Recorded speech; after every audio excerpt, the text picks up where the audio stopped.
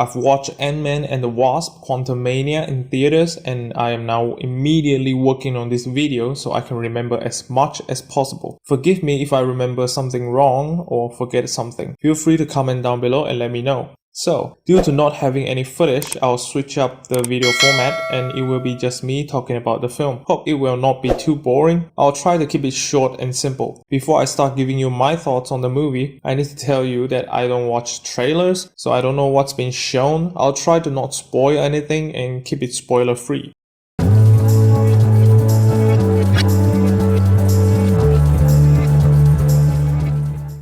The first question is, do I like it? Yes, I would say yes. I don't love it, but I think it does the job, and that's it, nothing more. And by the job, I mean most of us can agree that ever since Endgame, the MCU has been going on a downward spiral, fast. More and more people are starting to drop the franchise and we don't see anything interesting going on anymore. The third Spider-Man movie, No Way Home, got people watching again, but it's because of the 3 Spider-Man, let's be honest. And with the MCU expanding into TV series, I think it makes it worse as more people are leaving the franchise due to so much work needed to be put in just to follow up with the story. And I know it is necessary and the studio wants to make money, but the problem is those series are not that amazing either. But the biggest problem for me is that the content after Endgame lacks a sense of importance. We know they needed something big, another Thanos level bad guy that will connect all the characters together again. We heard of Kang being the centerpiece many times, but it takes them so long to build that up, and now with the new Ant-Man movie, I think the building phase is finally over and we can start to get back into the franchise again.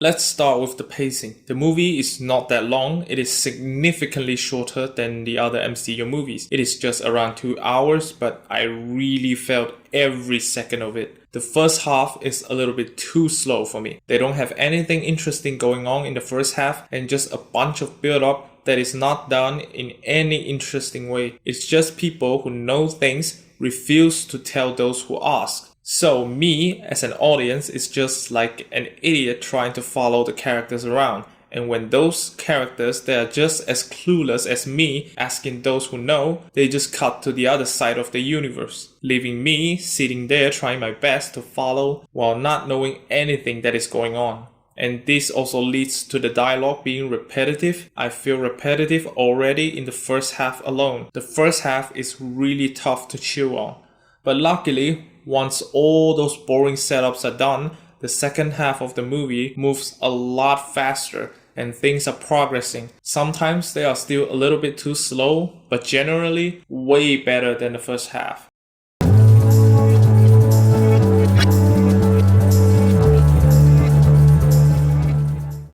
The characters don't help either. The movie has a lot of characters and none of them are interesting in any way. Most of the good guys are just here to fight the bad guys. No real characters per se. Only Cassie, Scott's daughter, has a little bit of character as she is the new inclusion for the heroes. But the film doesn't really flesh it out at all. She is just a do-gooder who wants to help everyone she can and she meets someone that needed help, so she helped.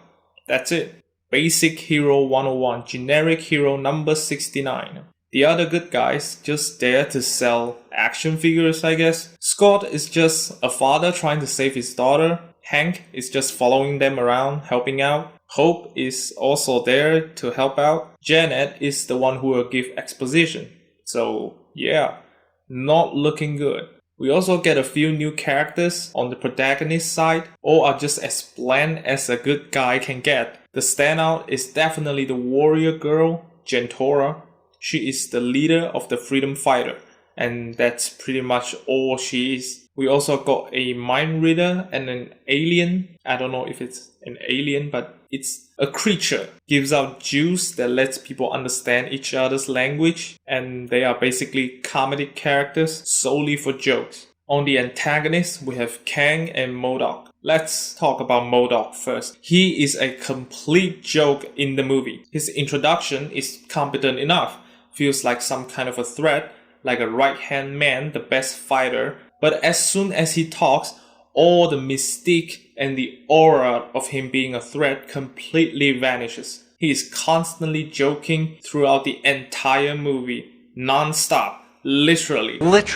They even show his baby butt, like they wanted this character to fail. He kept joking till his last appearance, just joking non-stop. I hate MODOK in this. But if Marvel humor is your type of thing, then maybe the character is for you. I hate it. And on to Kang. He is the saving grace of the movie in terms of acting and character.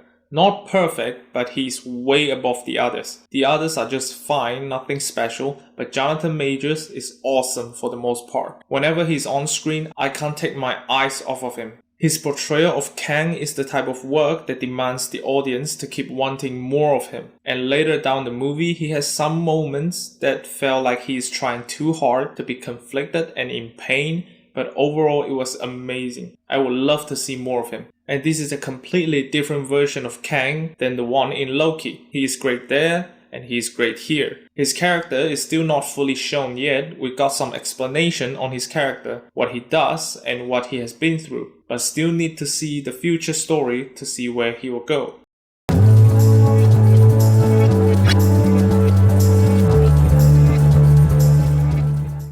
The MCU movies look worse and worse each time I see them, but this movie looks good. The CGI is back on the level that is close to their peak again. Not the best looking MCU movies, but not as bad as the recent ones. And this movie has a lot of CGI. Almost the entire film is filled with CGI except the opening and the end. We are introduced to the quantum realm and lots of weird design aliens. Again, not aliens. I don't know if they are considered aliens.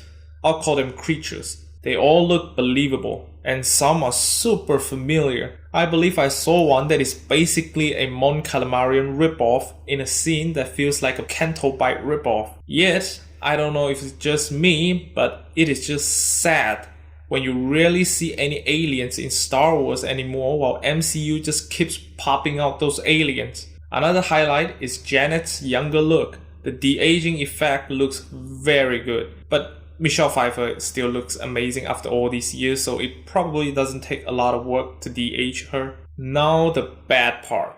Again, MODOK. He takes the cake for the worst effect in this movie. There is just nothing to him in this film. His character is just telling MCU jokes and get his ass kicked, and now he looks horrendous as well. At first, I was like, this effect is possible because he is wearing a mask. But as soon as the mask goes off, my god, it was like a PS2 character with his face being stretched into a giant head. It is bad. Otherwise, the movie would have almost perfect with the special effects.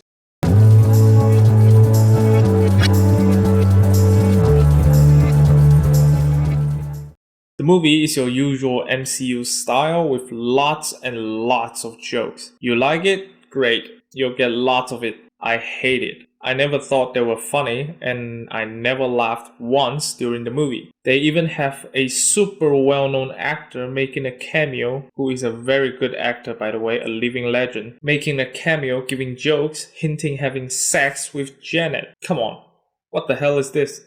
And it goes on for a while. I just don't like MCU jokes, and my god, I haven't seen Marvel movies in a while, and now I remember how unfunny most of them are. And the last scene, the ending, doesn't end with something important or wholesome because there are no characters. But I think they can at least end with a cliffhanger or something tense that grabs our attention. But no, they'll have to leave that for the post-credit scene. So instead, they just ended the movie with a series of jokes. Not one, not two, a bunch of them.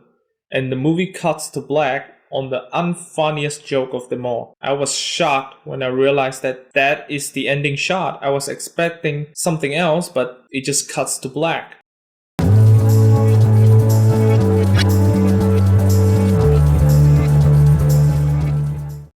As usual, the movie features a lot of action scenes. For the most part, they are all competently made. Just no story to them makes them feel boring and pointless. There is one action sequence involving Ant-Man retrieving an object. That sequence is great. I love it. It is creative and tense and easy to understand. And the whole idea is awesome. It also literally makes Ant-Man into ants. That scene is definitely one of the highlights. But the final battle is the best action sequence in the film, which it should be. It is the climax. It not only has a clear story on what is at stake, the payoffs for the setup, and it also shows the power of Kang. Kang looks like a real threat. I can definitely see this version being the new central villain for the next 69 MCU projects. It also has real struggles. Heroes and villains are changing position on who is staying on top. That's what she said! Michael, please. There he is. Please. Mwah! There he is. Come on. It felt like the war in Infinity War or the Two Towers, where one side battles to gain the upper hand, the other one fights back to get on top. And back and forth. It is really enjoyable. The first time I saw Kang in the movie, I was wondering how they were going to pull this off. If they want Kang to be the big bad guy, you can't have him lose to Ant-Man on his first big outing. But the movie does a good job to protect his credibility while not having Ant-Man lose. I like that.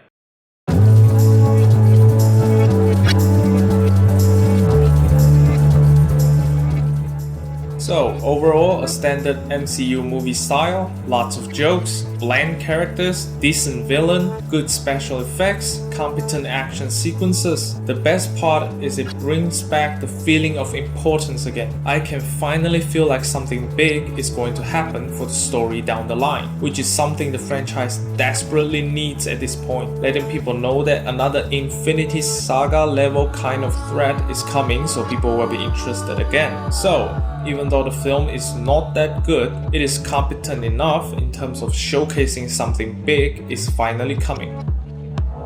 Alright, that's about it. My first thought after seeing the movie. Hope they can keep the momentum and improve the movie on and on. If they are going to keep on this level, then they might go into the drain very fast. They have a clear story now, and this movie shows that they are still able to produce good looking films. Just need to have a better writing to let every movie feels more important and have the character flesh out so we can understand their stake when fighting Kang. So, have you watched the film? Do you think the MCU is making a comeback? Do you like it? Comment down below and let me know. Thank you for watching. See you next time. Move along.